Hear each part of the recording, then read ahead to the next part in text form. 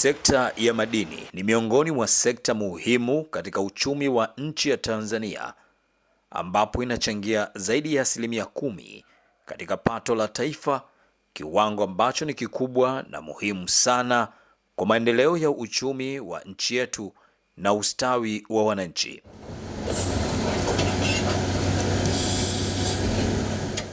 Mikoa ya kanda ya Ziwa ikiwemo Geita, Kagera, Mara, Shinyanga na Mwanza ndiyo yenye shughuli nyingi zaidi za uchimbaji wa madini ikilinganishwa na mikoa mingine hapa nchini. Maelfu ya Watanzania hujipatia kipato chao kupitia shughuli za madini na ndiyo mashujaa walio nyuma mafanikio hayo makubwa ya sekta tajwa. Pamoja na kwamba mafanikio hayo yanachagizwa kwa kiwango kikubwa na uwepo wa migodi mikubwa ya wawekezaji wenye mitaji mikubwa na teknolojia za kisasa, ndani ya mchango huo wa asilimia zaidi ya 10 lipo kundi kubwa la wachimbaji wadogo ambao nao wanapambana usiku na mchana kujitafutia riziki kupitia uchimbaji wa madini.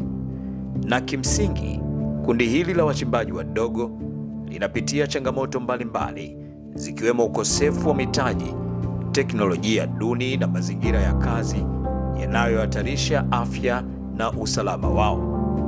Serikali ya awamu ya 6 chini ya Rais Dr. Samia Suluhu Hassan inazitambua changamoto hizo na imekuwa ikichukua hatua mbalimbali kuwawezesha wahusika kujikwamua na changamoto tajwa kupitia wizara na taasisi mbalimbali za serikali, ukiwemo Wakala wa Usalama na Afya Mahala pa Kazi OSHA.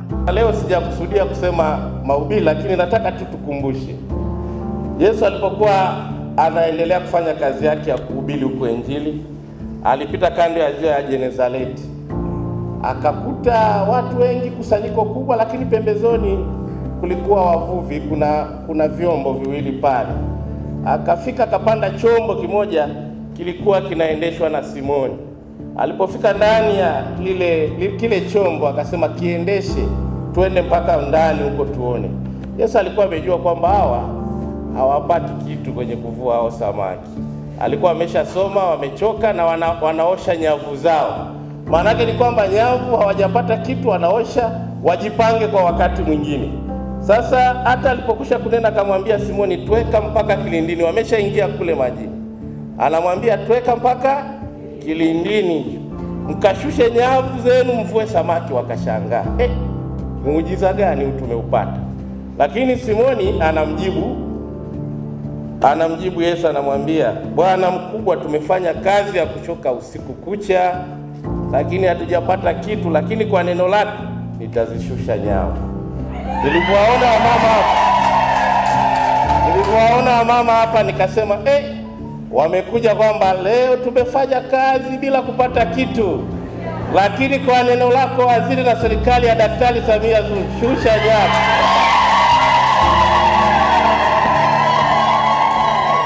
Ni kauli ya waziri mwenye dhamana ya masuala ya kazi, Mheshimiwa Deus Sangu, wakati akifunga mafunzo ya usalama na afya yaliyotolewa na OSHA kwa wanachama zaidi ya 350 wa Umoja wa Wanawake Wachimbaji Bukombe wa Wabu wanaofanya shughuli za uchimbaji madini katika wilaya ya Bukombe mkoani Geita. Mafunzo hayo ni utekelezaji wa miongoni mwa majukumu ya msingi ya taasisi ya OSHA, ambapo pamoja na majukumu mengine, OSHA inawajibika kuwezesha wananchi kufanya shughuli zao kwa kuzingatia kanuni bora za usalama na afya kupitia mafunzo na miongozo mbalimbali ya kitaalamu. Akiwa anahitimisha mafunzo kwa kundi hili la kina mama, Waziri Sangu akatumia fursa hiyo kutangaza uzinduzi rasmi wa kampeni mahususi ya kutoa mafunzo ya usalama na afya kwa wachimbaji wadogo na makundi mbalimbali ya wajasiriamali wadogo kote nchini. Kampeni hiyo ni sehemu ya programu ya uhamasishaji masuala ya usalama na afya kuelekea maadhimisho ya siku ya kimataifa ya usalama na afya mahala pa kazi, ambayo inatarajiwa kuadhimishwa kitaifa mkoani Njombe mnamo Aprili 28 mwaka 2026. Na hivi leo napofanya hapa ndo nazindua rasmi mafunzo kwa wajasiriamali wadogo wadogo na hasa walio kwenye sekta ya uchimbaji madini. Kwa hiyo nyie ndio mmefungulia mlango wa wengine. Kwa hiyo niombe taasisi zinazohusika kutoa ushirikiano wa hali ya juu kufanikisha mafunzo yao kwa wachimbaji wengine wadogo katika maeneo ya migodini. Na pia tumefanya haya yote kwa kutambua umuhimu wa masuala ya usalama na afya kwa wachimbaji wadogo.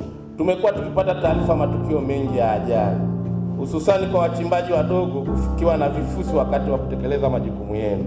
Hii ni kutokana na kuwa uchimbaji wenu mara nyingi hautumii teknolojia za kisasa ambazo ni ghali na upatikanaji wake ni mgumu. Nimefurahi sana mpango huu na mtendaji wetu wa OSHA, huu mpango kama ambavyo nimeelekeza uwe endelevu. Leo mtagawiwa vifaa mbalimbali, vifaa vya kujikinga, kuchukua tahadhari, na pia vifaa hivi tutakavyowakabidhi uwe ndo utamaduni wenu endelevu. Aidha, Mheshimiwa Waziri akamwagiza mtendaji mkuu wa OSHA Bi Khadija Mwenda kuhakikisha mpango huo wa mafunzo unakuwa endelevu na kuyafikia makundi mengine zaidi ya wachimbaji wadogo na wajasiriamali katika sekta nyingine za kiuchumi.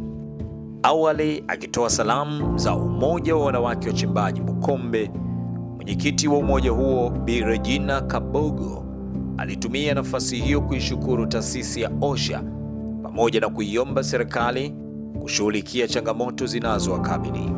Siku hii ya leo tuna furaha kubwa sana kwa ndugu zetu OSHA ambao wamekuja kutufundisha masuala ya usalama. Wametufundisha vitu vingi sana ambavyo tumeweza kupata ujuzi kwenye usalama katika maeneo yetu ya kazi. Tunamshukuru Mheshimiwa Waziri ambaye amefika siku hii ya leo kututembelea na tumefaidika sana baada ya kuzungumza naye. Nasi tumeleta hoja yetu tukiomba kwamba tupimiwe maeneo yetu. Ameahidi kwamba watatekeleza kama serikali kutufanyia hivyo. Hivyo maeneo yetu yakipimwa, sisi tunashukuru sana. Tumefanya kazi kwa miezi 6 bila mafanikio.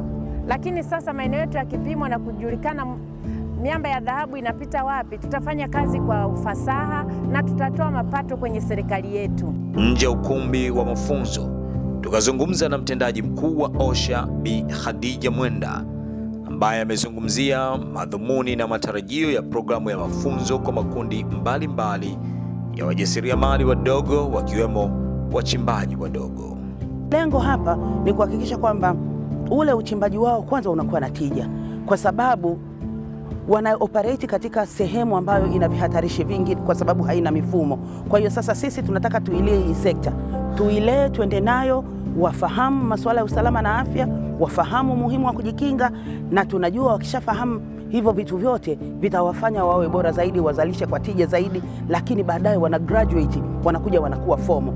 Kwa hiyo aim kubwa ni kuhakikisha kwamba tunalilea hili kundi, na sisi tuna programu yetu ambayo tunaita programu ya Tamizi ambayo inalea wajasiriamali wote. Na sasa hapa Mheshimiwa Waziri amezindua rasmi mafunzo haya ambayo lengo lake mpaka itakapofika tarehe 28 mwezi wa 4 tutakuwa tumefikia wajasiriamali wa sekta mbalimbali nchi nzima, na baadaye tunafanya tathmini nini mchango wa OSHA katika usalama na afya kwenye informal sector au informal economy.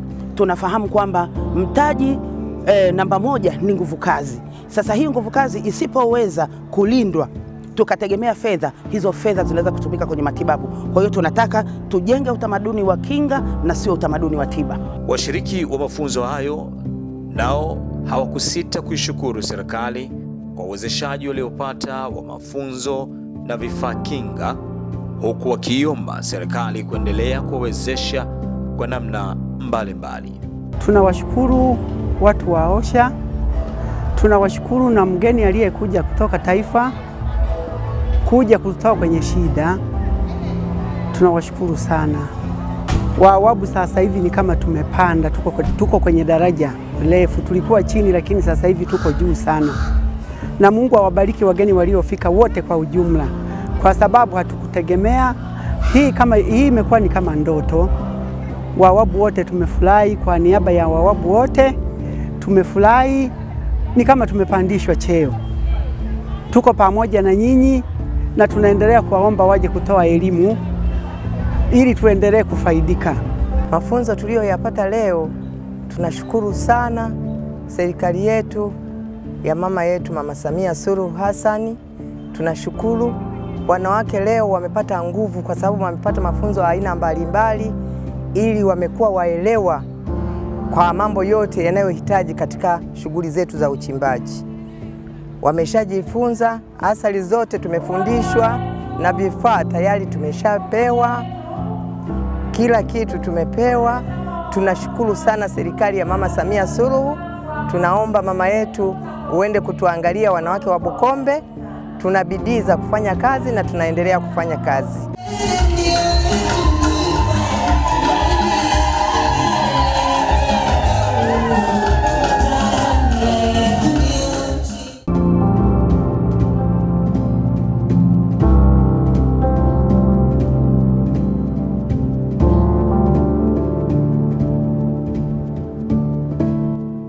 Na hapo ndiyo tumefikia tamati ya makala yetu kwa siku ya leo. Endelea kutufuatilia kupitia vyombo mbalimbali vya habari na mitandao yetu ya kijamii. OSHA, kazi salama, maisha salama.